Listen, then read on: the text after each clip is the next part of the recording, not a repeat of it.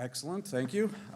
So as we're getting our next panel up here, this is going to be a great session, kind of an abrupt change of topic, but still an important discussion that we need to have. Cash or credit? That's what we're talking about here. New contracting approaches in space. So once again, thank you very much to Northrop Grumman, our all-day sponsor today. And please help me welcome our moderator, the Director of Human Spaceflight and Director of Energy Services at Special Aerospace Services, Wayne Hale. Take it away, Wayne. Thank you, and thank you all for being here. I know that this is, in fact, the most exciting and fascinating aspect of spaceflight, contract management, acquisition strategy, and finance. And I know we'll have a lot of really exciting questions when we get to them.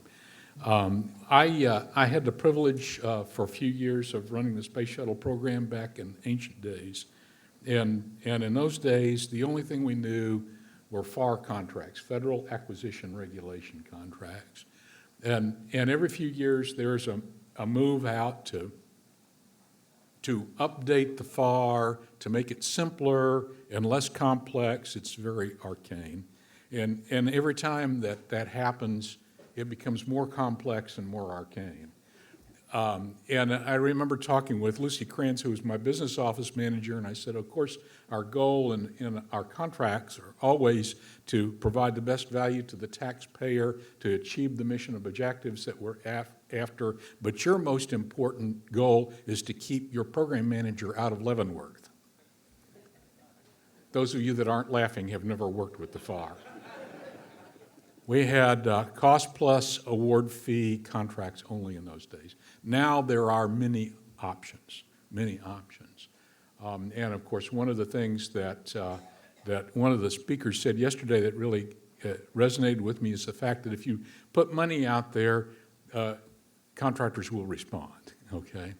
Now, after having been on the private industry side for the last dozen years, it's important from the private industry side to have a contract where you can actually make money. So you have to have clearly defined contracts, you have to know what the scope of the work is, and you have to have great cost estimation. I remember Norm Augustine in his book about laws of aerospace engineering said that, you know, the hardest 3 years for a cost estimator's math education was 5th grade. Because cost estimation is a black art. But if you're going to actually make a profit, which, by the way, is really required if you are in a private business, you have to make money. You have to know how much it's going to cost you to actually take on that contract so that you can effectively manage it and get there. So we're going to have some experts here from across the government and industry to talk about contracting mechanisms, other transactional authorities that we have today, Space Act agreements and all kinds of things. We've got large companies, we've got small companies. We're going to talk about the differences that occur because of those things. But let me give the introductions to the panel, and then each one of the panel members is going to have about 5 minutes to talk about their perspective on this fascinating project. First of all, we have John Kennedy immediately to my left. He's the director of the Office of Procurement at NASA's Marshall Space Flight Center in Huntsville, Alabama. He's been in that position since April of 2022, overseeing civil service and contractor employees, executing more than $4.7 billion in contractual obligations annually, and managing more than 600 active NASA grants, contracts, and cooperative agreements. Before joining NASA, John was the Associate Deputy Assistant Secretary for Contracting for the U.S. Air Force at the Pentagon in Arlington, Virginia. He assisted the Deputy Assistant Secretary, this is a hard sentence to read, in managing contract oversight and support related to the acquisition of weapon systems, logistics support, material and services for the U.S. Air Force and Space Forces. During his career, he served in acquisition positions across a number of other DoD activities, including the Missile Defense Agency, Defense Acquisition University, U.S. Special Operations Command, U.S. Central Command, the National Reconnaissance Office, and the Defense Contract Management Agency. Next to him is Trent Martin. Trent Martin, over the last 28 years, Trent has worked for Lockheed Martin for 9 years, for NASA for 11 years, and for an 8A woman-owned small business for 3 years, and is now the Vice President of Lunar Access for Intuitive Machines, which is a new space startup in Houston that's currently won 3 of 8 awarded commercial lunar payload services, CLIPS, as we like to call those, missions to the moon. He's also worked on the Cost Plus engineering support contracts at JSC, helped to win the Cost Plus cargo mission contract as a capture manager, helped manage the engineering support contract when he worked for NASA, managed the 8A set-aside small business contract at Goddard Space Flight Center, and currently manages 5 FFP contracts for firm fixed price contracts, another type of contract mechanism we'll talk about, for lunar missions and payloads. He was the project manager for the Alpha Magnetic Spectrometer, one of the most interesting science missions on the ISS, the largest payload on the ISS, the project manager for the upgrade to JSC Chamber A, which was used to test the James Webb Space Telescope, and currently manages all of Intuitive Machines' lunar missions. Further to the left, across the break in the aisle there, Nate O'Connick is the General Counsel of Redwire Corporation from Jacksonville, Florida, where he's responsible for all legal risk, NASA, and compliance matters. From the offices across the U.S. and in Europe, Redwire provides mission-enabling solutions ranging from solar power generation, high-reliability sensors, space structures, and space-based technology. Prior to joining Redwire, Nate held senior positions in the aerospace industry supporting space technology development activities for both civil and national security space agencies, and was a member of Space Florida's commercial space investments team at Cape Canaveral Spaceport. Nate was previously a member of the corporate and capital markets practice groups in London and New York offices of the law firm Latham & Watkins.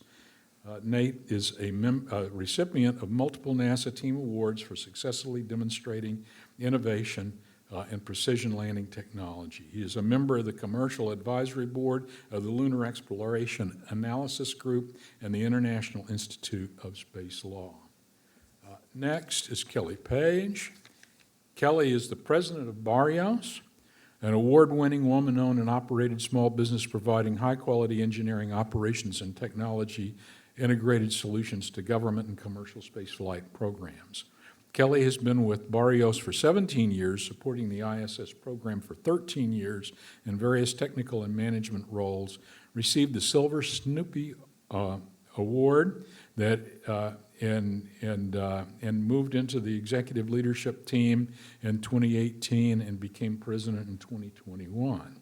As president, Kelly's responsible for steering the strategic and tactical direction of Barrios. She built on her business development success to spearhead our commercial space endeavors through the Stellar Access Division, stimulating demand in the low Earth orbit commercial economy. And last but not least, we got Rob Strain, and Rob just mailed me his, so I'm going to see if I can read this.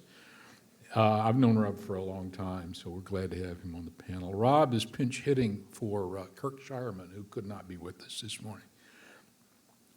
Rob Chambers is the Director of Strategy for Lockheed Martin's Human and Scientific Space Exploration area. In this role, he's focused on Lockheed Martin's blueprint for extending humanity's knowledge of our planet, our solar system, and the universe at large, with the company's unparalleled heritage in robotic and human spaceflight, weather, climate intelligence, and earth science. Lockheed Martin is working with our government, commercial, and international customers and partners to answer fundamental questions about where we come from, where we're going, and whether we're alone in the universe. So that's our panel. As you can see, we've got government, we've got industry, we've got large companies, we've got smaller companies. And every one of them has got a different perspective on contract management, acquisition, strategy, and finance. We're now going to hear from each one of the panel members for about 5 minutes each. And we're going to start with John Canada because he's with the government, and so he's got the pull factor here. And everybody always asks me in my role as a consultant, well, I know we read the RFP, but what does the government really want? And so, John, we'll start off. What does the government really want?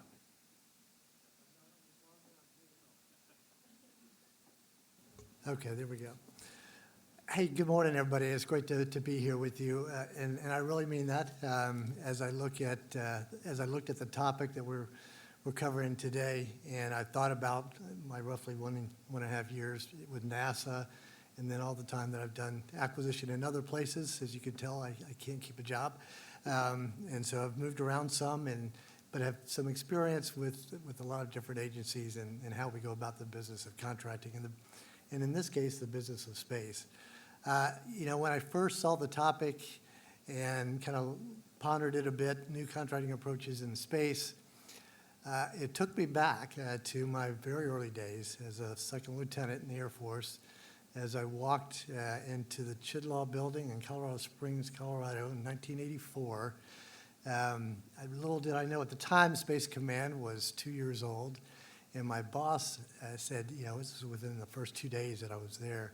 He said, hey, I want you to go to this acquisition strategy panel. Just sit and listen and take it in. And so that's what I did. And we were all jammed into a small little conference room in the building. And I listened to a Lieutenant Colonel Roger DeCook talk about a new procurement method called best value procurement, at least new to Space Command at the time. And trying to convince the senior leadership that this was a better way to go to do a project, a studies and analysis project called long-range space planning. I've always wanted to get my hands on that again, just to see where that actually went, the output of that.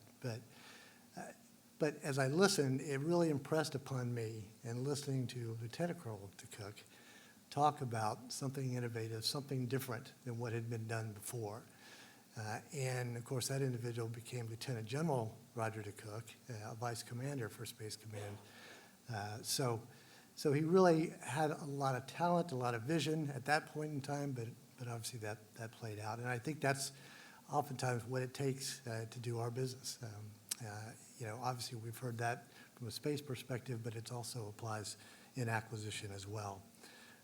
There are certainly technical risks and differences in technical risks and differences between civil and military space, but the basic idea of contracting, in my estimation, is the same. The fundamentals of solicitation, contract formation, administration, looking at the right compensation arrangement for our business partners so that we can move forward and achieve the objectives, NASA's objectives, as we go into this NASA 2040 vision.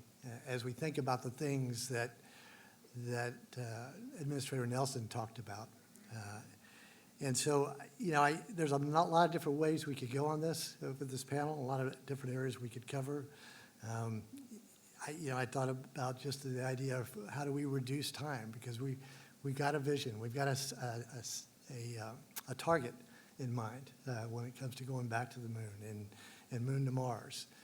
So part of that is acquisition time that's built into that. So how do we reduce that time? Maintaining collaborative relationships with our industry partners after and during contract management. Choosing the right instrument for our contracts. Public-private partnerships, the use of Space Act agreement, the limitations that are associated with that. Do we try to strive to go maybe seek out additional authorities that would help us as we execute that vision, and we try to enable that through our contracts and with our industry partners. Addressing things like supply chain risks, and especially under fixed price requirements situations. Making the right choices when it comes to fixed price versus cost reimbursable instruments in the situation that we see, whether it's a studies and analysis or a major systems procurement. Are we making the right choice where that's concerned? Because that ultimately affects our ability to smoothly move through the acquisition process, and contract execution as well. So those are just a few of my thoughts, a few of the subjects that came to mind as I think about new contracting approaches. I have to give my boss some credit, Carla Jackson, who has just initiated over the course of the last 6 months or no, what she calls the NAIL approach to acquisition innovation. That's the NASA Acquisition Innovation Launchpad. And the design there is to look at and to be very deliberate about what can we do acquisition-wise for NASA to improve the way we do business and to include all the right stakeholders and to include our industry partners in that effort. So with that, I will conclude my remarks. I look forward to your questions. Thanks, and we'll go right down the line here and let each one start. Okay. Given my experience with large business, NASA, small business, new space, startups, I feel that the landscape for NASA contracting has changed for the better.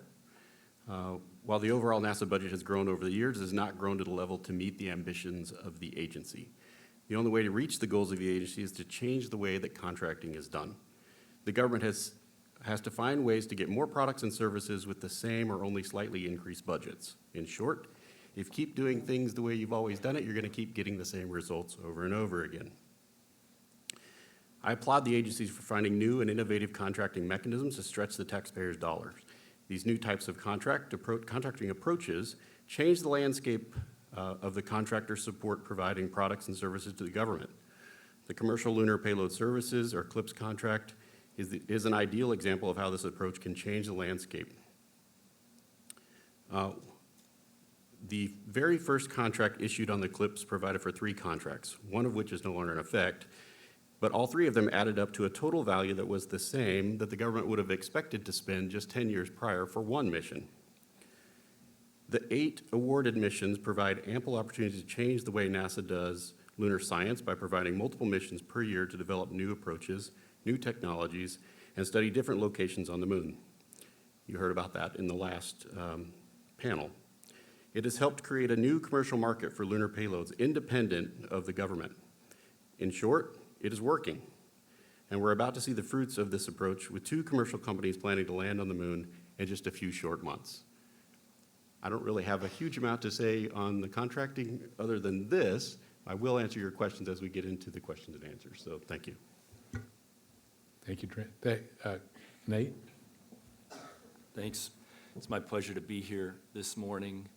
And I'll borrow from the last panel a little bit as well. If it's an exciting time to be an exploration scientist, it is certainly an exciting time to be a contracts professional in the space industry. And I really mean that, and we talk with the folks on our team about that a lot.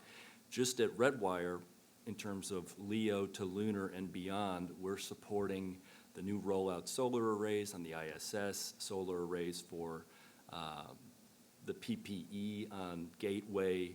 We're doing technology development with Mason for lunar infrastructure ISRU applications, and we're doing biotech applications on the ISS. All of that said, we also conduct business with European and other allied nations, which brings a whole nother flavor to the contracting officer's challenges. And what that really means for our contracting professionals is sitting at the intersection between 2 critical drivers in any business.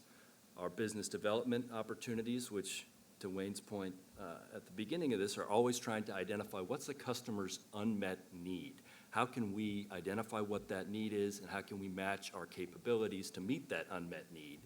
And then our operations and fulfillment team, which is charged with delivering the solar array, developing the technology, and delivering it in exchange for payment.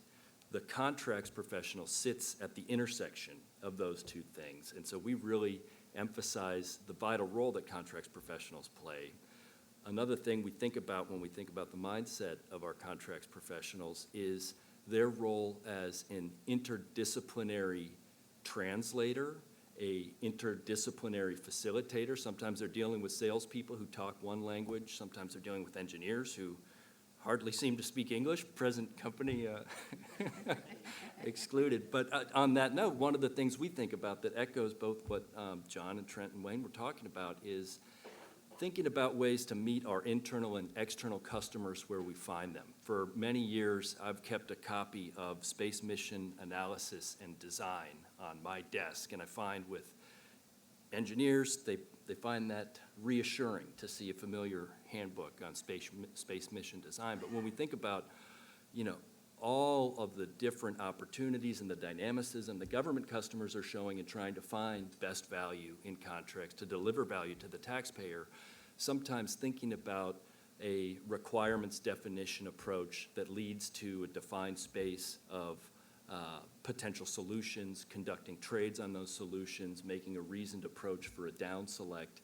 That same systems engineering methodology is something that is intuitively accessible to all of our internal and external engineering customers, but it's also something that follows a logical paradigm that resonates with our contracts professionals. So I'm thrilled to be here, and looking forward to participating. Thank you, Nate. Kelly? Yes, so I thought I would just spend a little bit of time kind of giving my background and what I'm going to bring to the panel when we start our discussions is I come from a small business that does all services. We don't build any hardware. We've been traditionally NASA and commercial space. We don't do any DoD work at all. So what that translates into is, one, we're a small business. We are privately owned, so we have two owners that are in decision-making roles.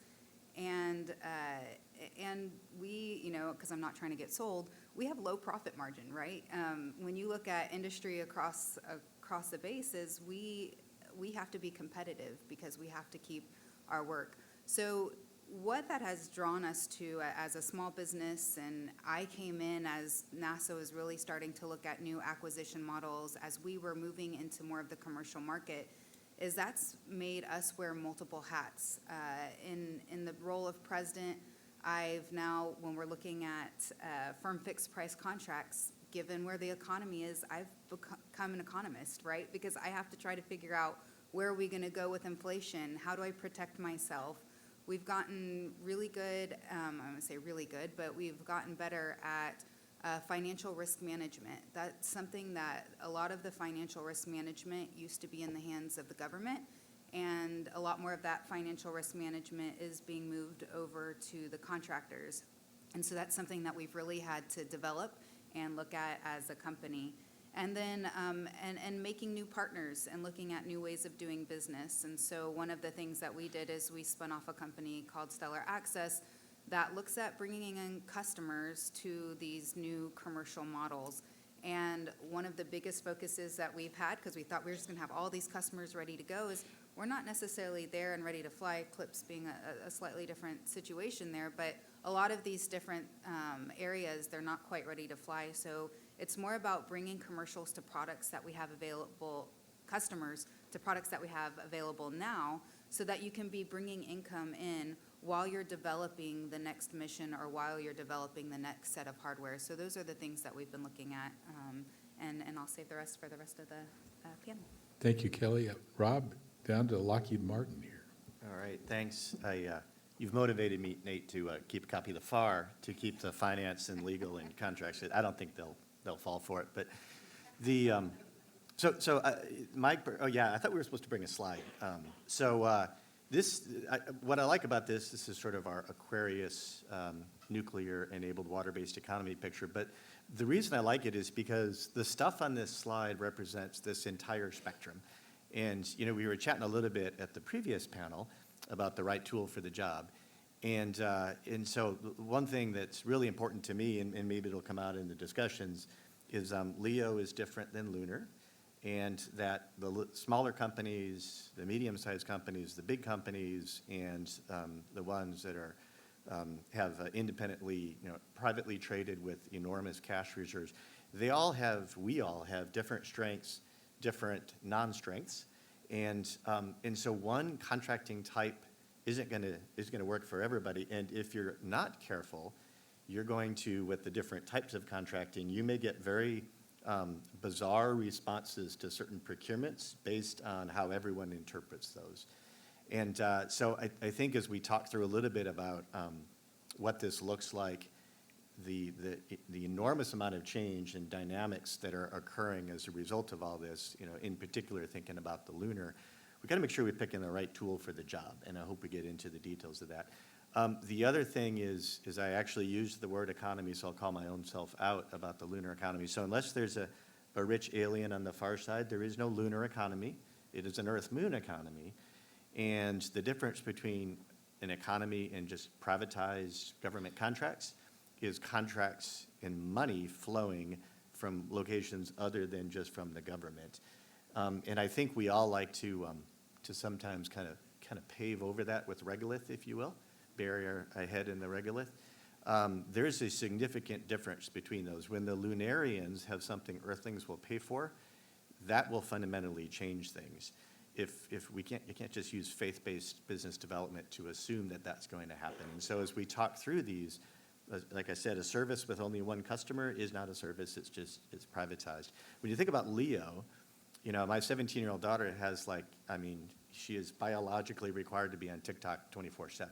So I am helping to fund Leo, not through taxpayer dollars, but through my internet access. We need, what is the TikTok from the moon, the killer app, as it were, and that we have to be ready to jump on that, but we also have to make sure we're not jumping on that when it doesn't exist yet. And so I think that's really important as we talk through procurement and getting the most out of all these different company sizes, is to make sure we understand where we are in that spectrum so we don't accidentally just bury ourselves in regolith. Thank you. So we're going to open it up to questions from the audience. I was looking, it's a little hard for me to see, but it looks like we lost a lot of the students. Have we got still students in the audience here? Hooray, there's a few. And I just was thinking as we were getting ready for the panel that the ABET, which is the accreditation organization for engineering degrees, does not require a business or finance or contract law course in your undergraduate study, but it would be good if you took one. So there's some free advice. So first question right here. Is this on? Okay, there we go. All right, thank you for joining us today. I heard a lot of commonality and wanted to touch on not only the contract that we're doing now, but how to take that public-private partnership and extend them into service agreements.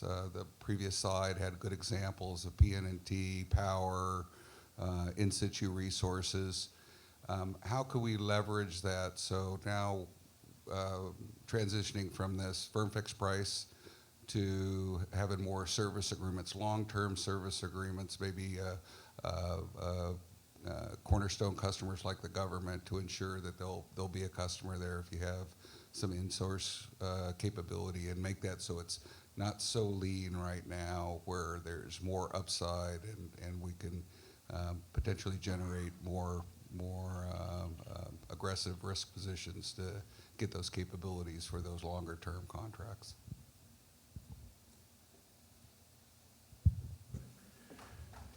So in 2019, when we first started working lunar missions, the goal of the government was to be that anchor customer, right?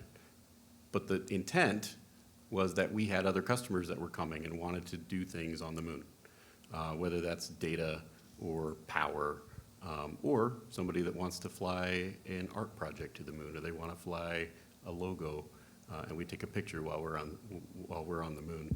Those are the kinds of customers that we're finding right now. What we found, and I think we will find more of once we start landing on the moon, is more customers coming to us. In 2019, we were going out, we were trying to pull the customers in, trying to create this new market that didn't exist in a place that people didn't even understand they could go, right? In order for this to work, it has to be more than just NASA, it has to be more than just the aerospace traditional customers.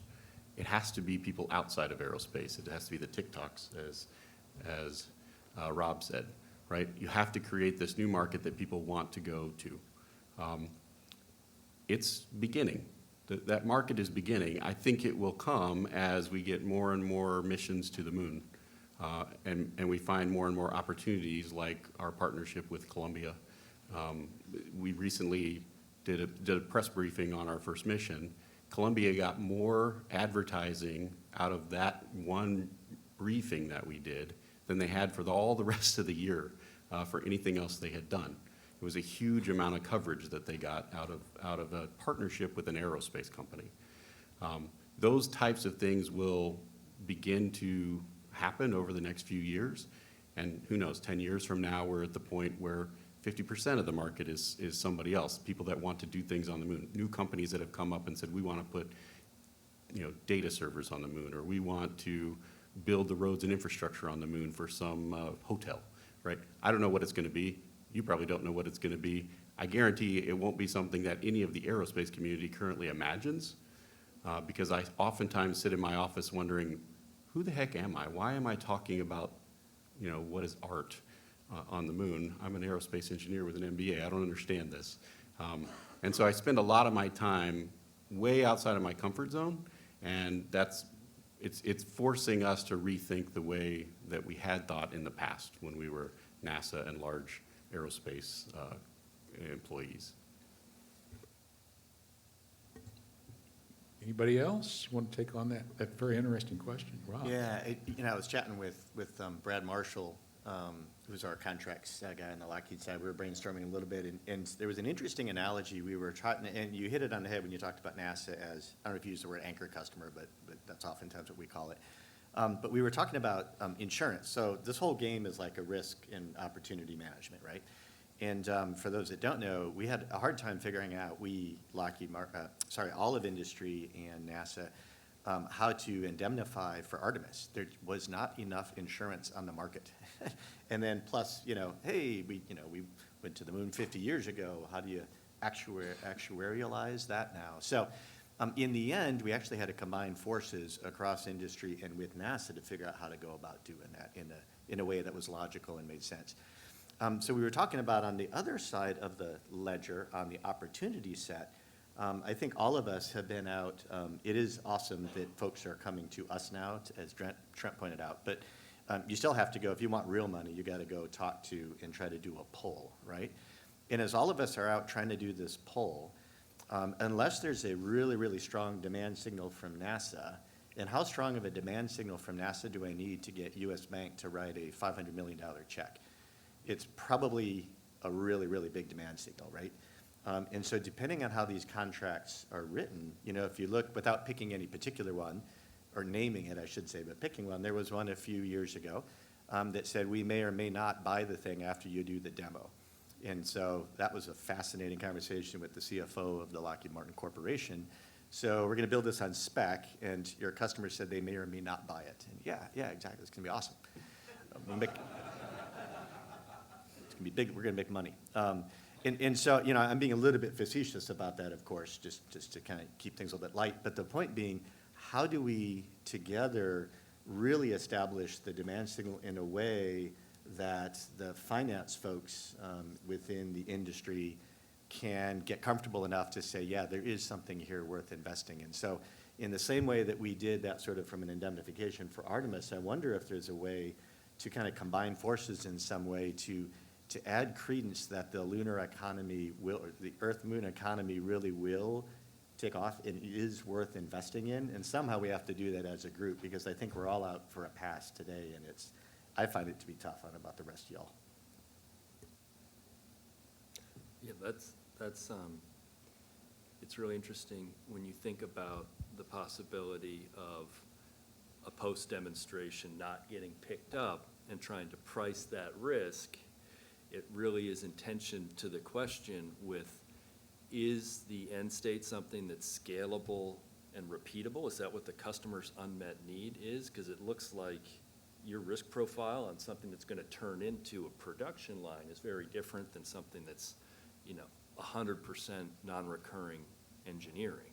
It's really actually thinking about how far the industry and the government customers have traveled just in the last 10 years. There's really increasing awareness of the deliverables are not all created equal. If you want a space-rated star tracker that's been flying on 100 missions, that's something that has, very defined requirements and interfaces, all of that, versus if you're trying to do something that's purely technology development, the risk trade-offs are different as well. But it is really interesting to see, even just in 10 years, how fast that's come along. Thank you. Have we got another question? Wait, we're going to get your aerobics in this morning.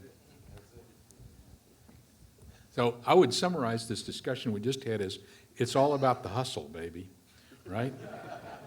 You got to build the economy. Go ahead. All right. Could you all talk a little bit kind of to the way the CLIPS model has progressed over the past few years, both from maybe the government's perspective and the companies that are working under that model? And also, do y'all see that model applying to other planetary science exploration kind of missions in the future? John, you want to, is there anything else in the works from NASA headquarters or along the lines of CLIPS? Well, I guess I can talk to it in broad terms, not being directly involved with the CLIPS program, but I can tell you that I think what we're seeing as we look at the other commercial crew programs, other commercial-oriented contracts and acquisition strategies, kind of going back to what we were talking about earlier, the idea being, what does the government see? And we're not always really good at projecting how the economic outlook, we might integrate that into our contracts. But I look at something like CLIPS or the other commercial provider contracts, and to the extent that those expand or continue to develop, maybe let's say, beyond our immediate requirement, NASA's immediate requirement, or the government in general, into the private sector, that's advantageous to us, obviously, from a pricing standpoint, capabilities, all those sorts of things. So, I'm being a little bit ethereal here as far as my response goes, but I think it goes to your question in that it's looking at, what's the ultimate impact of CLIPS on the larger economy, and then from a government standpoint, I look at how can we take advantage of that. So. Trent, you want to take that on since that's kind of your core? Yeah, so the CLIPS contract was a 2018 till 2028. It's a 10-year multi-award IDIQ contract. There's 14 vendors on that contract. I believe the government is looking at Eclipse 2.0, right? So things that are going to go beyond 2028. I don't know. We'll have to wait and see how that pans out. I've heard rumors of potential for these types of contracts for other applications. To Rob's point, though, I think that if you're going to have commercial applications, there has to be a commercial market that can actually feed it, right? So how many commercial companies want to take something to Mars? I don't know. You tell me. You know as much as I do about whether or not that's going to be real. So where a commercial crew or a commercial cargo kind of approach, you can easily see a tie to a LEO market. The moon was a bit of a stretch for that, but I'm seeing that market begin to develop. We're seeing that market begin to develop. It's small compared to the government piece of that market. So your guess is as good as mine on that one. But the overall approach is an interesting approach in that it does reduce I believe it reduces the price to the government, it reduces the price for the taxpayers. It does come at a little more risk for the government that the government has to take on. And as long as the government is willing to accept that risk for that reduced price, then the process can continue. I want to follow up on that, Trent, because to me, we're going to find out in the next several months about whether CLIPS is a success or not. If you've been following the news at all, there have been several people that have not been successful in landing on the moon. The Israelis, the Russians, the Indians lost one and then were successful. So Thomas Zurbuchen used to say CLIPS was designed to get shots on goal. We're going to take some risk. And he was very effective in communicating that. And I'm not saying anything bad about Nikki Fox, but I haven't heard her talk about the risk involved with CLIPS to make sure that the American taxpayers understand that they have bought a program that hopefully will have high return if successful, but comes at higher risk than they're used to seeing. So if certainly not Intuitive Machines, but if somebody other people fail in their CLIPS missions to successfully land, what is the reaction going to be? And I think that's going to inform where the agency goes in the future about this kind of thing. If the risk is not acceptable to the common taxpayer, then it'll be the end of the program.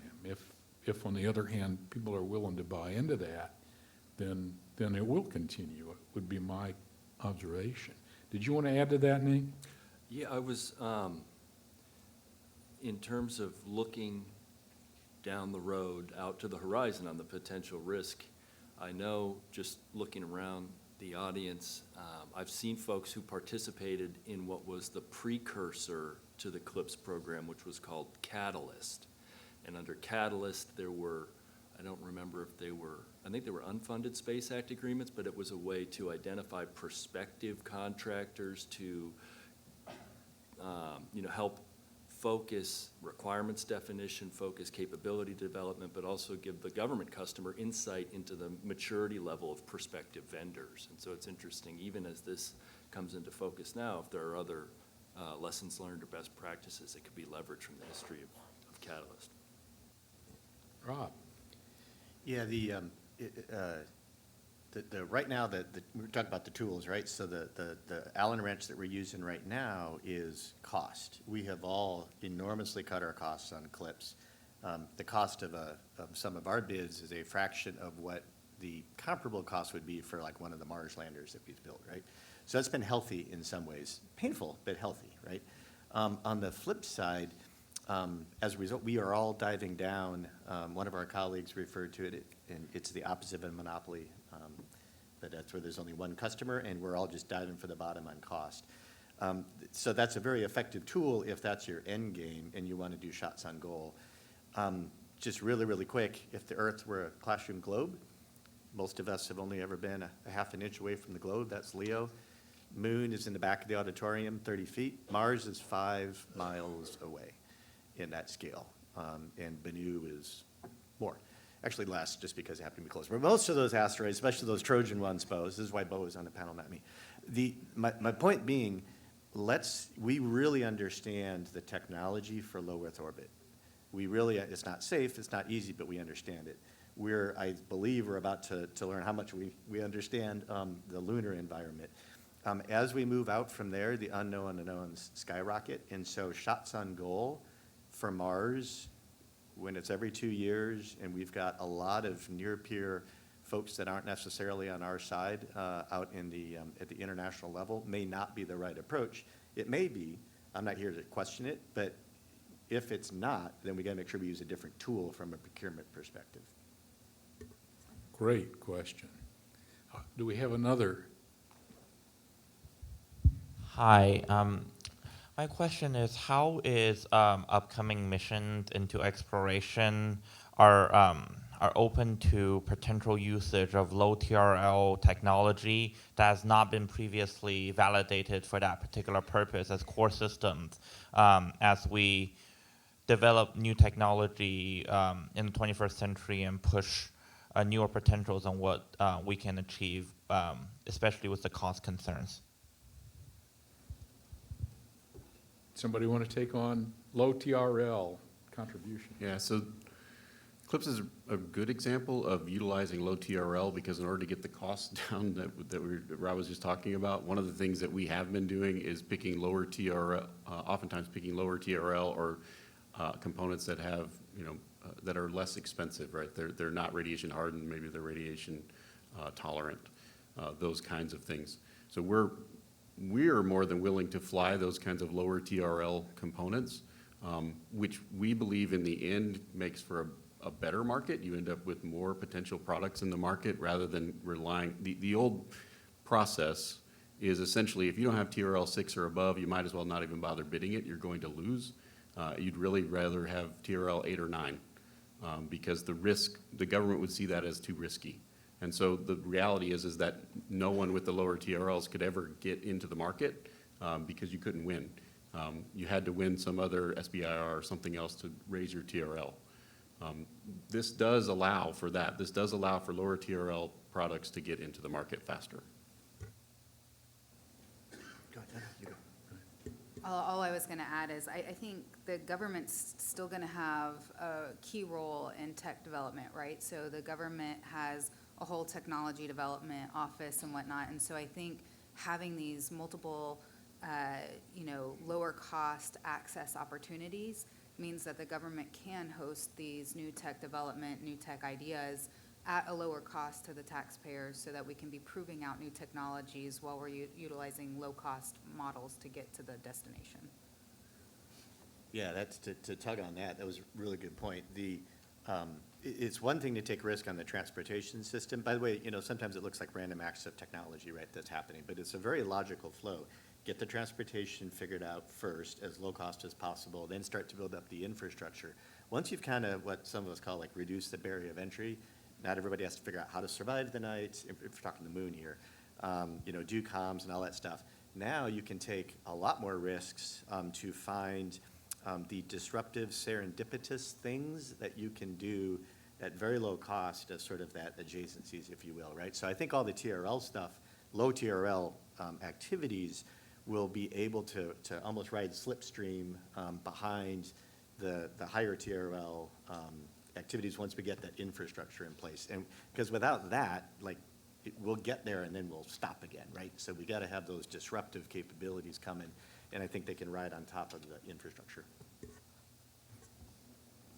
And I'd just add, I think one of the things when you talk about lower TRL state, if you will, of the technology, I think that's one of the advantages of the Space Act Agreement. I think it is a way in which NASA can come alongside or be in the taking on the risk associated with a lower tier, if you will, technology without necessarily taking on all the risk associated with it, and then watching that develop as you go through the Space Act Agreement. One of the limitations we have right now is that we can't carry it on beyond a certain limit.